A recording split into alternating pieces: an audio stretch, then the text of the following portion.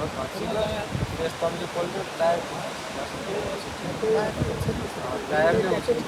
उल्टा पनि परिआयो त त्यसको त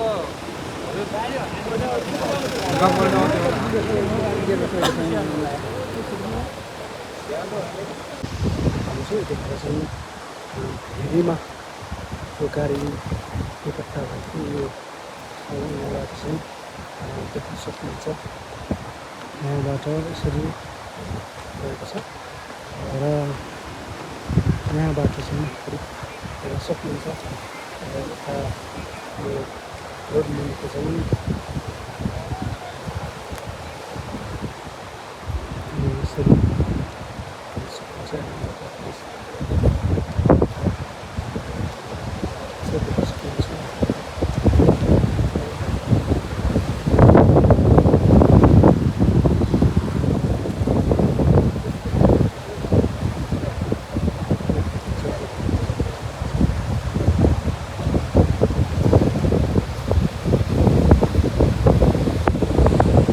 नमस्कार दर्शकबिन, हामी यतिखेर बनगारपोखरी नगरपालिका 1 यो अमराई भन्ने ठाउँमा छु। दर्शकबिन, दिउँसो मात्रै बोलेरो जिप जो भेरी नदीमा खसिसके पछाडि चाहिँ यहाँ जाएका छौँ। यहाँ देख्न सक्नुहुन्छ यो बाराहरू चाहिँ यसरी यहाँबाट करिब तल गएको छ र दुईजना अहिले चाहिँ एकैमा दुईजना चाहिँ बेपत्ता हुनुभएको छ दर्शकबिन, र दुईजना चाहिँ पौडी खेलेर चाहिँ भेरीबाट चाहिँ बाहिर आइसक्नु भएको छ र उहाँहरूको अहिले चाहिँ उपचार भइरहेको छ। र कतिजना जिप बोलेरो जिपमा चाहिँ कतिजना थिए सवारी भन्ने कुरा आज यकिन भइरहेको छ दर्शकबिन, र हामी यो घटनाको बारेमा तपाईँहरूलाई जानकारी दिइरहन्छौँ।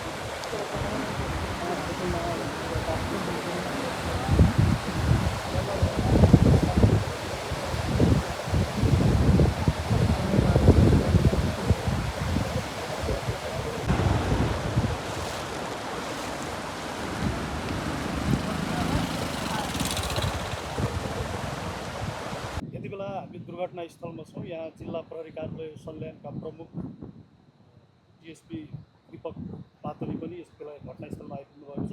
सर, के छ यहाँको अवस्था अहिले? अब दिउँसो घटना भइसकेपछि हामी तत्कालकै समयबाट घटना भएको जानकारी प्राप्त हुने बित्तिकै पहिला यहाँको स्थानीय प्रहरीले रेस्पोन्स गर्यो। त्यसपछि हामी जिल्ला प्रहरी कार्यालय, इलाका प्रहरी कार्यालय रागेचौर अनि सल्यानको चाहिँ हाम्रो सशस्त्र प्रहरी बलको डिएस साहबदेखि लिएर हामीहरूको टोली आएर दिउँसैबाट यो नदी किनारमा चाहिँ हामीले खोजतलासको कार्य गऱ्यौँ। त्यसपछि उता चिप्लेबाट चाहिँ सुर्खेतबाट चाहिँ त्यो डिएम डिजास्टर म्यानेजमेन्टको पनि स्पेसिफिक टोली आएर उहाँहरूले पनि अहिले भर्खरै मात्र डुङ्गाको प्रयोग गरेर ढुङ्गा मार्फत चाहिँ त्यो सम्भावित स्थानहरूमा चाहिँ खोजतलासको लागि चाहिँ आफ्नो प्रयास गरेको छ। अब राति पनि अँध्यारो पनि भइसकेका भएर अहिले हराइरहेका मानिसहरूको खोजी कार्य चाहिँ कम्प्लिट हुन सकेका छैन।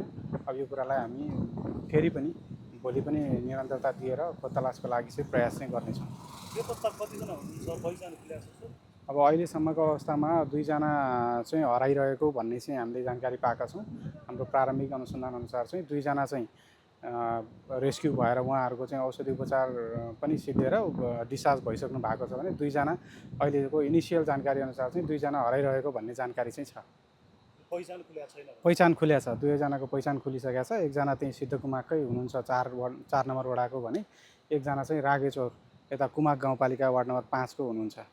गाडी कताबाट जाँदै रहेछ, कसरी दुर्घटना भएको छ, केही प्रारम्भिक अनुसन्धान? प्रारम्भिक हेर्दा बुझ्दाखेरि चाहिँ अब गाडी यता यो बालुवा सङ्ग्रहीबाट सल्ली बजारतर्फ जाने अवस्थामा चाहिँ यो ठ्याक्क टर्निङकोबाट चाहिँ खसेको अवस्था देखिन्छ। बाँकी विस्तृत कुरा चाहिँ अनुसन्धानपछि खुल्ला।